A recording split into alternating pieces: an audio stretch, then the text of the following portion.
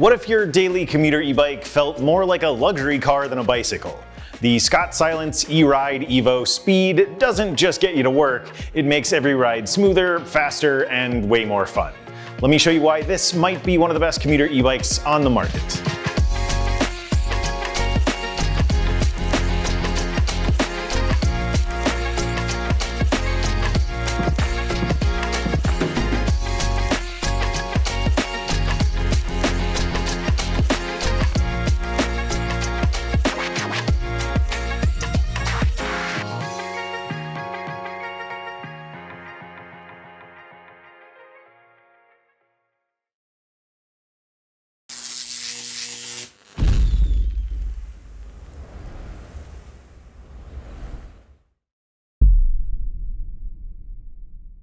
When you first see the Scott Silence eRIDE EVO Speed, it doesn't take long to realize this isn't your average commuter e-bike. It's sleek, refined, and designed to make every mile of your daily ride feel special. I'm John, and thanks for joining me today while we go through this review. As a quick reminder before we jump into the details, please make sure you're subscribed to our channel, especially if you're shopping for an e-bike and looking for some help in finding the best one for your needs and budget. And if you decide this happens to be that bike, please consider supporting our work by using the link in the description below when making your purchase. Those things covered, let's go over a few reasons why this bike immediately stood out to us. First, the riding experience is remarkably natural thanks to the bike's Bosch Performance Line Speed mid-drive motor. It amplifies your effort smoothly and responsively up to 28 miles per hour, so taking the Silence for a spin feels like riding an analog bike, just with more speed and far less strain. Second, the drivetrain is top-notch. The combination of an Enviolo continuously variable transmission, or CVT, and a Gates belt drive means you get a clean, quiet, and long-lasting system that delivers exactly the pedal resistance you want, with no messy chains or clunky gear shifts. And third, the Silence is totally built for comfort. Its sporty yet relaxed riding position can be fine-tuned with an adjustable stem, so it adapts to your body and your preferred riding style to make sure that even long rides are comfortable and enjoyable. I think it's fair to say that on looks alone, this is a sharp, futuristic commuter, but Scott didn't just design it to look good, they packed it with an impressive set of premium components. The Silence eRIDE EVO Speed has a 250 watt nominal motor with up to 600 watts of peak power and 85 newton meters of torque, and that's paired with a Bosch PowerTube 625 watt hour battery. And that gives you enough juice for long commutes, daily fitness rides, or even multiple days between charges. It pairs with the Bosch kiosk display, which not only delivers crisp, color-coded ride data, but also connects to the Bosch eBike Connect app for navigation, fitness tracking, and ride analytics. The lighting system is another premium touch. Up front, you get a Supernova M99 headlight with both high and low beams. In the back, a Supernova rear light kit that integrates brake light functionality and even a license plate holder. For riders commuting before sunrise or after sunset, this setup feels safe and super functional. On the stopping side, Scott outfitted the Silence with Magura MT5E hydraulic disc brakes paired with huge 203mm rotors in both the front and rear. On paper, that's serious stopping power, and we tested the brakes to find out if they were enough to confidently handle the bike's Class 3 speeds. Instead of a chain, the Silence uses a Gates CDX belt drive paired with a 55-tooth chainring and a 24-tooth rear cog. The belt is clean, it's quiet, and it's designed to last roughly twice as long as a traditional chain. Paired with the Enviolo CVT, you can micro-adjust your resistance to exactly where you want it, whether you're spinning lightly through traffic or grinding up a hill. The frame itself is built from custom butted 6061 alloy tubing with a rigid carbon fork, which keeps weight down while also softening bumps in the road. And then for traction and some added cushion, you get Schwalbe Marathon E+ 700x55C tires, which are known for their puncture resistance, stability, and long-lasting tread. Other details reinforce the bike's commuter focus: alloy fenders on both wheels, an integrated kickstand, ergonomic grips, a Cell Royal Sport saddle, a belt guard, a side mirror, and a rear cargo rack rated for up to 44 pounds. Scott even added a cafe lock on the rear wheel and a removable kiosk display, which are two thoughtful theft deterrents. The Silence eRIDE EVO Speed weighs in at about 62.5 pounds and supports a total payload of about 224 pounds, including the rider and any cargo. Scott offers the bike in 4 frame sizes, with a single chameleon paint job that shifts between purple, blue, and green depending on how you look at it. On paper, this bike is a commuter's dream. It's powerful, it's efficient, it's practical and stylish, but specs only tell part of the story. And that's why we put the Silence through our full testing process, evaluating its speed, range, braking performance, and hill climbing ability to see if it truly lives up to its luxury label. So how does the Silence eRIDE EVO Speed perform in the real world? Stick with me as I break it all down. All right, let's start things off by talking about speed. As I touched on earlier, the Scott Silence eRIDE EVO Speed is a Class 3 commuter e-bike, which means it provides pedal assist all the way up to 28 miles per hour, and as expected, there's no throttle here. On our flat paved test trail, we measured the average speeds in each of the 4 pedal assist settings. Let's go out and see what happened during my test ride, and we'll go over the results once we get back here. All right, we are here for a speed test on the Scott Silence eRIDE EVO Speed. We're starting off with no pedal assist, going right around 11 miles per hour, maybe I guess between 10.5 and 11 by the bike's display. Yep, all right, let's go ahead and go up to eco mode.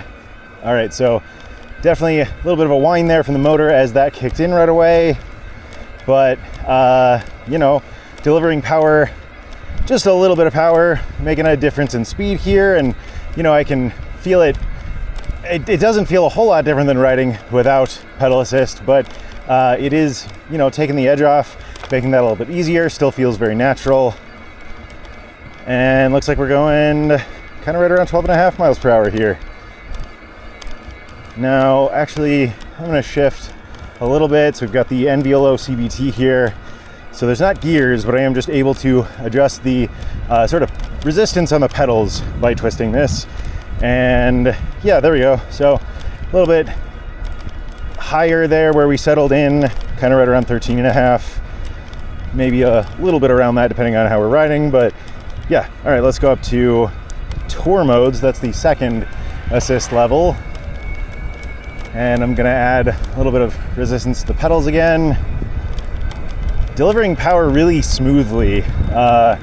You know, again, it just kind of, if I didn't know I was on an e-bike, I don't know that I would think that. I mean, outside of the motor, little whine there, but getting another pretty big difference in speed. We are up to kind of between 17.5 and 18 miles per hour. All right. Let's go ahead and go up to sport mode. Okay, definitely a noticeable jump in power there. Gonna add some more resistance to the pedals. So as I do that, it's kind of bringing the feel back to being very natural, but you know, if I sort of lighten up on the resistance, then I notice more of the motor's power. And you can kind of see the breakdown of that on the screen here. There's like a lighter color and a darker color. Lighter is my effort, darker is the motor. But here we are cruising very easily up to right around 24.5 miles per hour. All right, and then let's finish things off in turbo mode. And I am gonna dial down all the way to the max resistance on the pedals. Kind of running out of track here, so let's see what we can do. Can this thing get up to 28? Oh yeah, easy peasy. And a little bit above, kind of between 28 and 28.5. Yep, all right, that is gonna be our speed test. I'll see you back at the studio. All right, let's run through those numbers again. With no assist at all, I averaged 10.9 miles per hour under my own power. Switching to eco mode, the bike climbed smoothly to an average of 13.5 miles per hour. Bumping it up to tour, I averaged 17.7. In sport mode, I had an average of 24.2. And finally in turbo mode, the Silence had no problem hitting its advertised top speed. I averaged 28.2 miles per hour there. The Silence has a smooth, natural ride feel that comes from its Bosch mid-drive, which delivers up to 340% assist. The motor's power delivery felt progressive, balanced, and responsive at every level.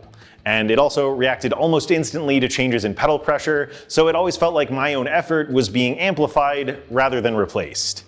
Helping fine-tune that experience is the Enviolo CVT paired with the Yates belt drive. I found that the bike behaved best when there was a fair amount of resistance on the pedals, so this system encouraged active pedaling, but it also gave me more return for my effort when I was working a little bit for it. Put that all together, and the Silence delivers speed in a way that feels refined, engaging, and smooth, which is exactly what you'd expect from a top-tier commuter. When it comes to commuter e-bikes, range is one of the biggest factors riders tend to look at. With the Scott Silence eRIDE EVO Speed, we wanted to see just how far its 625 watt-hour Bosch PowerTube battery could take us on a single charge. We performed 2 standardized tests, one in the lowest assist level and one in the highest assist level. In our minimum PAS test, the Silence covered 68.3 miles, and in the maximum PAS test, it managed 38.1 miles. Compared to other premium commuter e-bikes we've tested, the Silence lands right in the middle of the pack. Its 68-mile low power result was just a little under the group's average of about 72 miles, while its 38-mile high power result was slightly above the group's average of 33.6 miles. Importantly, those averages included a couple of outliers that performed way above normal. Once those were removed, the adjusted averages dropped to about 65 in eco mode and stayed around 33 in turbo, which means the Silence actually scored above average in both categories. Now, why did the Silence perform the way it did? A big factor is battery size. Our test group carried an average of 565 watt-hours, while the Silence packs a larger 625 watt-hour battery. That extra capacity gave it an edge, although its weight did keep that advantage somewhat in check.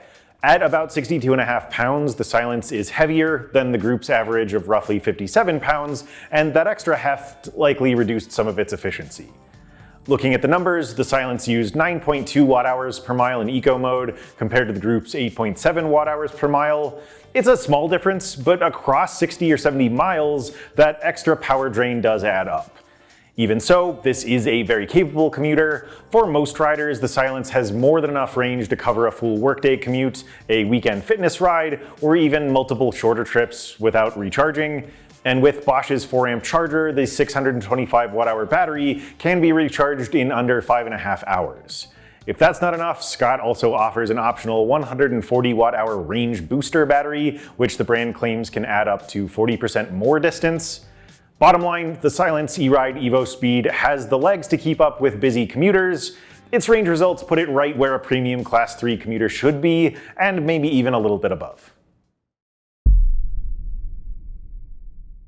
One of the toughest parts of daily commuting can be the hills, so we wanted to see how the Scott Silence eRIDE EVO Speed handled steep terrain. For this, we put it through our standardized hill test at the Devil's Backbone, which is a half-mile climb with an average 8% grade and 217 feet of elevation gain. Since the Silence is a pedal assist only bike, we performed one test in its highest assist setting, turbo mode.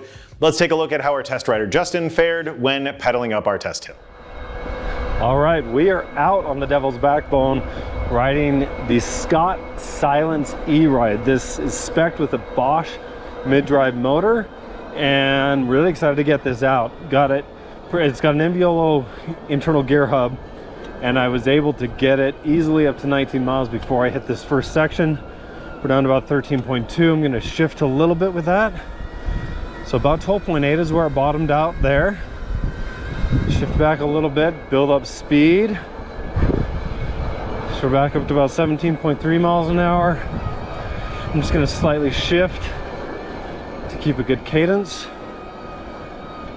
And we're right about 14.1, 13.7.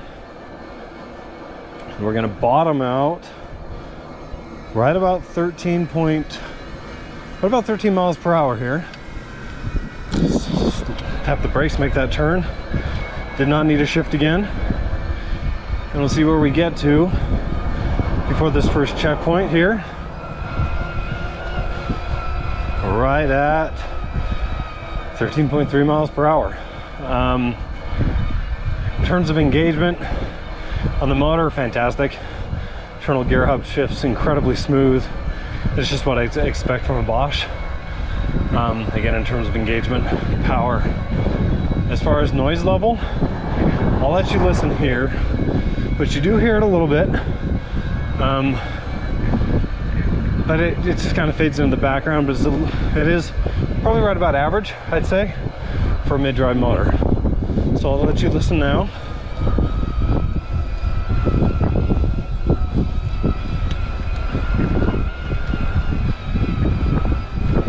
So you hear it more when I get the cadence up to speed.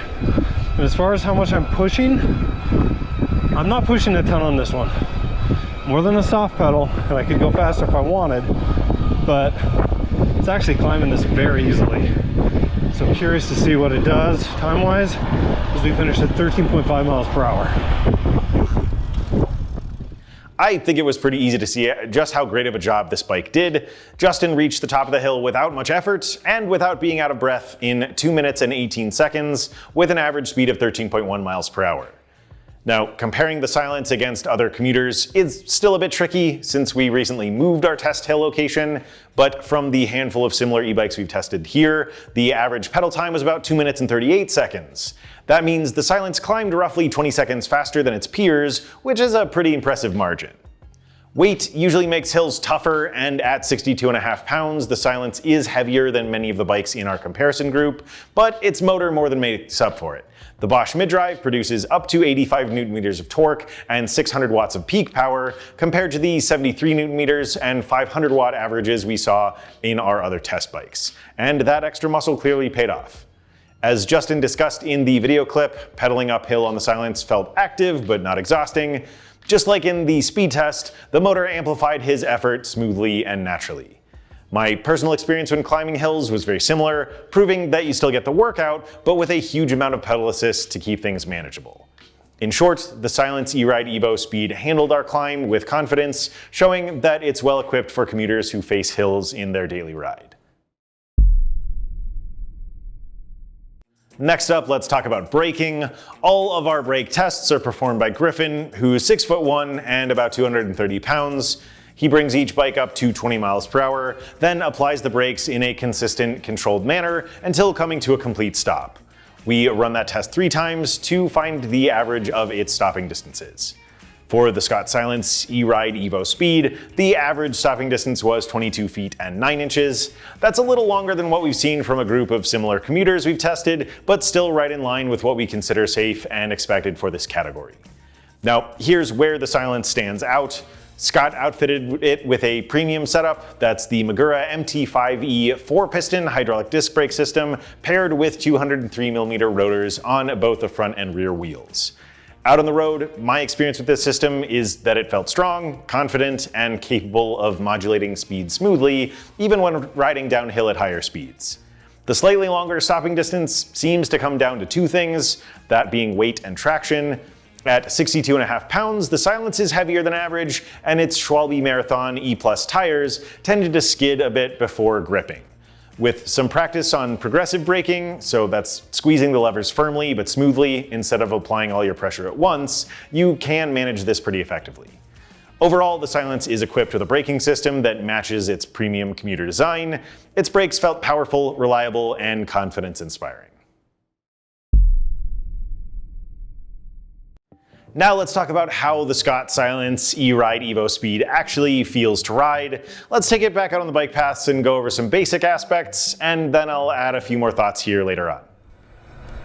All right, let's talk about ride quality here on the Scott Silence. So, of course, this is a premium tier commuter e-bike, and boy, does it ever feel like it.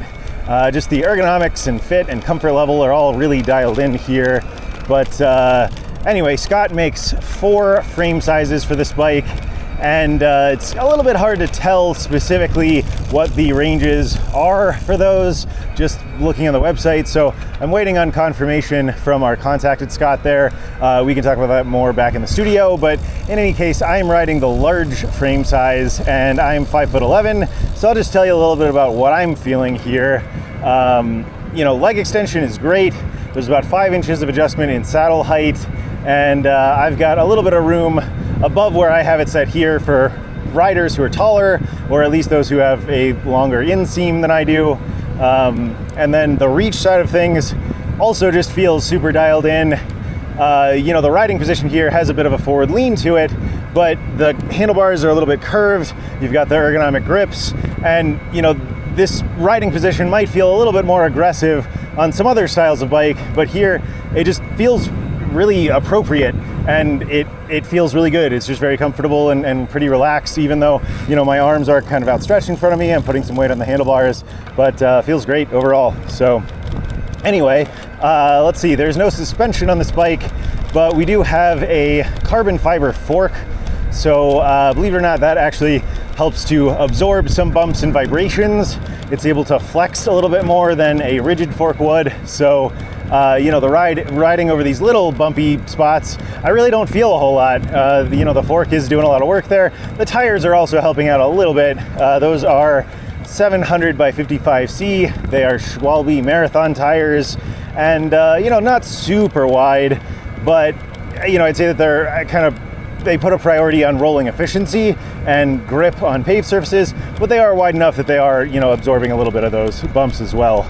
And then of course we have the Bosch drive system, the Performance Line Speed motor, of course the 28 mile per hour speed limit on this, and we've got the Enviolo CVT. So, you know, you can just really dial in exactly how much resistance you want on the pedals. Feels really nice. And then we also have a pretty high-tech system here. I've got the app pulled up. It's kind of automatically tracking the ride that I'm going on right now. But again, just smooth power delivery, very natural feeling. Gives you plenty of help, but also, you know, lets you work for it if you want to. And yeah, all around a great feeling bike. That covers kind of the basics of ride quality. So let's go ahead and bounce back to the studio and we'll talk a little bit more. All right, in my experience, ride quality is where this bike really shows why it belongs in the premium commuter category. Touching back on sizing, Scott makes the Silence in 4 frame sizes, but the process of figuring out which one you need isn't super straightforward because of how the sizing chart breaks things down. Scott's website has a find your size tool there that uses your height, arm, and leg length and preferred riding style to match you up. I definitely recommend using that tool, which you can get to through the link in the description below, but for me at 5'11", the large frame we tested felt spot on. Once on the bike, I immediately noticed how dialed in the geometry was. The sporty, slightly forward-leaning riding position felt natural and ergonomic, more comfortable than on many other commuters I've tested. I had proper leg extension, and thanks to the adjustable stem, you can fine-tune both handlebar height and reach to fit your style. In motion, the Silence really does have the feel of a well-engineered luxury car. It's loaded with thoughtful features like a long-lasting Gates belt drive and a belt guard, the Enviolo CVT, and a removable full-color display that doubles as a theft deterrent. Even the little things like ergonomic grips, a supportive sports saddle, and even the kickstand, which essentially disappears into the frame when folded, add up to a premium experience. The handling of this bike was excellent too. Despite weighing over 62 pounds, it felt surprisingly nimble, it cornered with precision, and it handled like a lighter bike.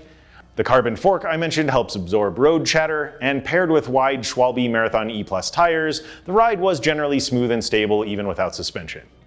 Add in the Bosch eBike Connect app with navigation, ride tracking, and health data syncing, and you've got a commuter that feels like a complete car replacement. Let's go back out and take a closer look at the app. We can follow that up with a walkthrough of the display back here, and then we can wrap up the review with some pros and cons and our final summary. All right, let's go ahead and walk you guys through the Bosch eBike Connect app that we have pulled up and synced with the Scott Silence here.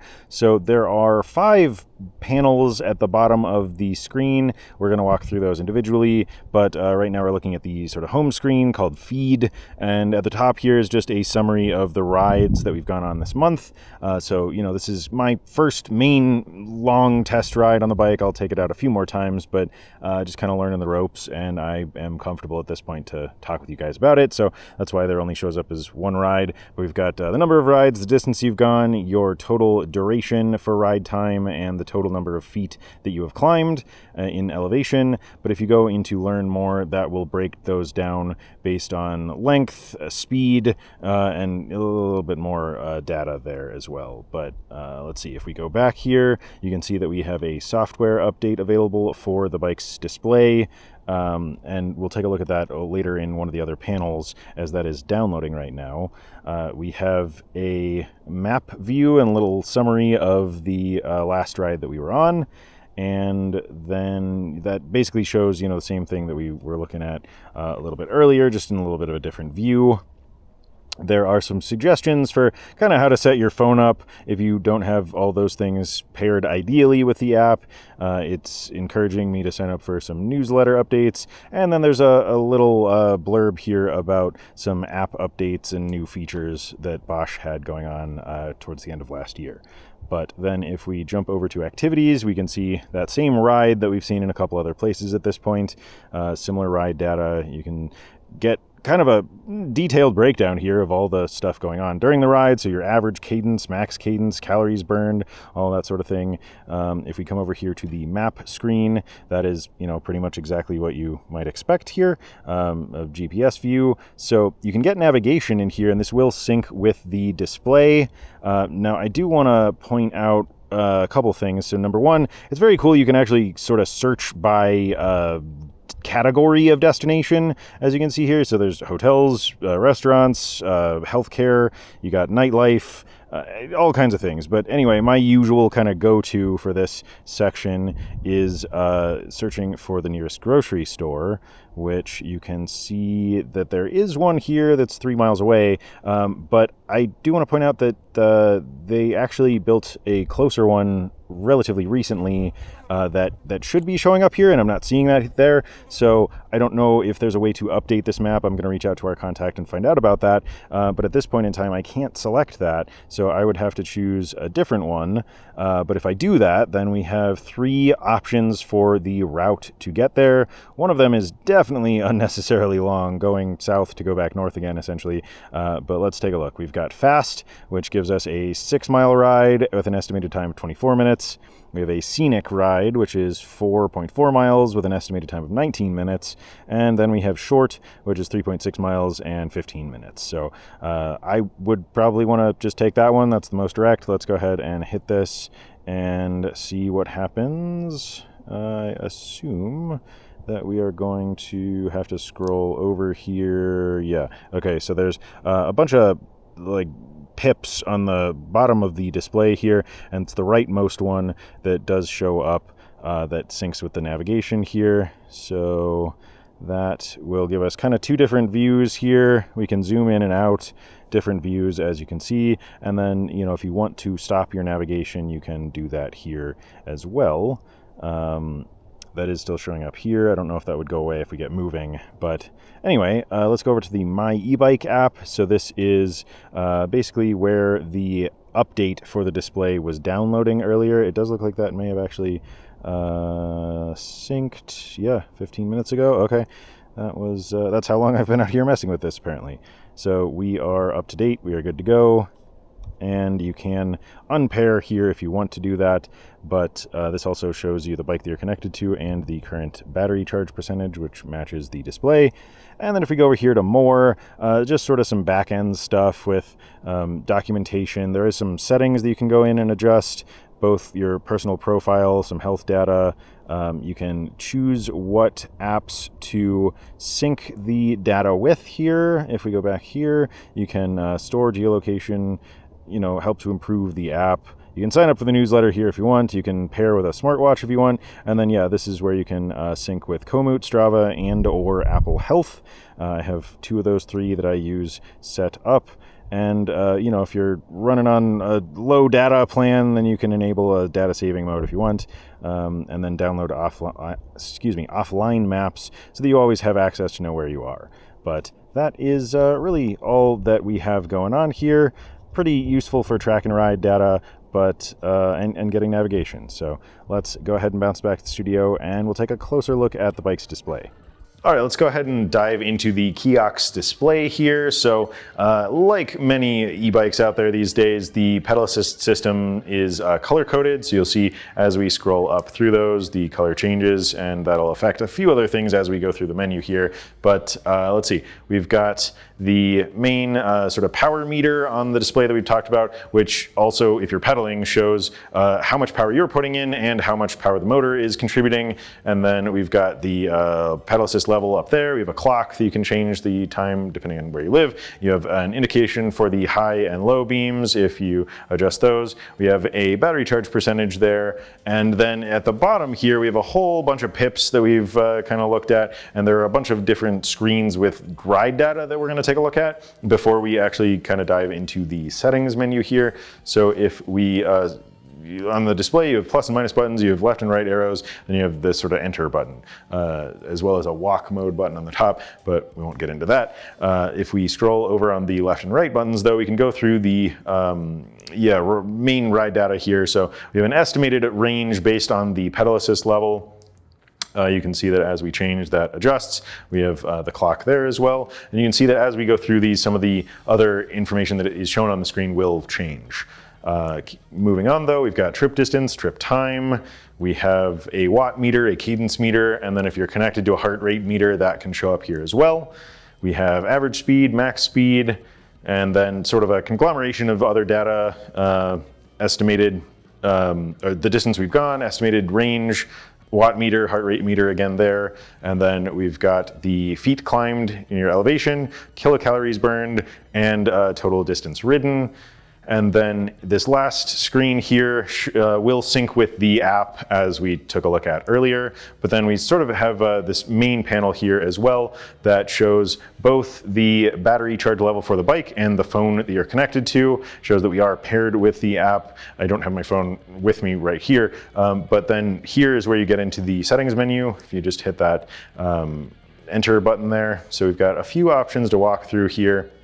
If we go into My e-bike, this is where you can change just sort of a lot of the basic data. You know, you've got your date. There's an auto reset function that was on by default on our bike, so that kept resetting it to an older date and time. I just turned that off. I don't know really why that would be useful, but if that is for you, then go for it. You can adjust your wheel circumference if you change your tires here. Let's see, we've got a list of components. That's just sort of like the hardware, firmware, that sort of thing. If we back out of that though, we go into screens. So all of those different displays with ride data, you can customize those. I have not really gotten into that, just that's a little bit more time than I want to sink into it. But if that's your jam, then absolutely you can go for that. Here is where you set up the Bluetooth to pair with your phone.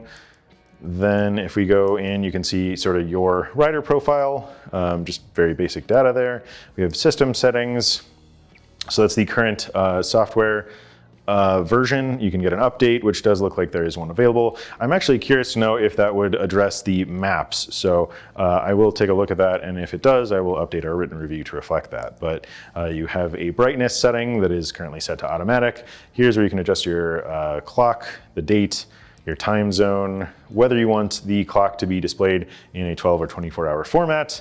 You have the background brightness, metric or imperial, which again, we saw that a little bit earlier, the language, and then you can reset the bike if you need to do that. And then, whoops, that's not what I wanted to do, but let's go back to information.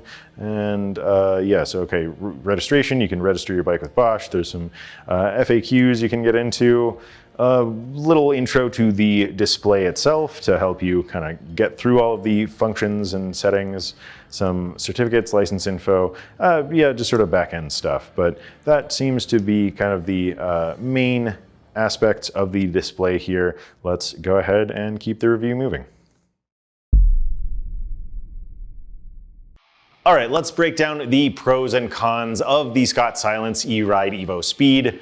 Starting with the pros, this bike absolutely nails its ride feel. Thanks to Bosch's Performance Line Speed motor, pedaling feels just as active as riding an analog bike, only faster and with less strain. Pair that with the Enviolo CVT and a Gates belt drive, and you've got a system that's quiet, clean, long-lasting, and flexible enough to give you exactly the pedal resistance you want. Comfort is another huge win here. The geometry feels sporty but not aggressive, and with the adjustable stem, you can dial in the riding position to your preference. The carbon fork does its job, keeping the ride light and nimble while also softening and smoothing the ride. Scott also loaded this bike with commuter-ready features, including integrated lights with high and low beams, plus brake lights, fenders, a belt guard, a rear wheel lock, a side mirror, and a cargo rack that can carry up to 44 pounds. On top of that, the Bosch kiosk display is removable for theft deterrence, and the 625 watt-hour battery is easy to charge. And then the color-shifting paint job makes it look as high-end as it rides. As for the cons, really there are just two worth pointing out. The included cafe lock works well, but the key only comes out when the lock is engaged, which isn't the most convenient. And while the Bosch app's navigation is functional, its maps were a little out of date, so you may still need Google Maps or Apple Maps to get around newer developments. The Scott Silence eRIDE EVO Speed is a shining example of what a premium commuter e-bike can be. From the first pedal stroke, it was really obvious to me how refined and well thought out this bike really is. It blends the feel of a high-performance analog bike with the smooth, effortless boost of Bosch's Performance Line Speed motor, creating a ride experience that's both active and exhilarating. On top of that, I think it's plain to see that its design is every bit as impressive as its ride. The sleek lines, the uncommonly cool-looking paint job, and the integrated commuter features make the Silence feel like a piece of modern engineering built to be both practical and beautiful. On the road, it handles with the precision of a sports car, it's responsive in its steering, it's confident in its cornering, and it's comfortable over long distances. Our standardized testing backed all of this up. The Silence reached its Class 3 speeds with ease, its battery offered more than enough range for commuting or fitness rides, its motor allowed it to climb hills with surprising efficiency, and it stopped with confidence thanks to its high-end brake system. Overall, this is a bike that's as capable as it is stylish, making it perfect for replacing your car on daily commutes, tackling long leisure rides, or just enjoying a faster, lower strain workout. If you'd like to learn more or pick one up, check out the links down in the description box below. You can help to support our time and effort by using the link to Scott's website if you're ready to seal the deal, and our written review goes into a bit more depth in case you want to dive in deeper. And before you go, don't forget to hit that like button and subscribe so you don't miss our next review or our weekly news and entertainment show. Let us know what you think of this bike down in the comments section, and tell us what features you personally look for in a commuter. But thanks for taking a ride with me today. Again, I'm John with Electric Bike Report, and this is the Scott Silence eRIDE EVO Speed.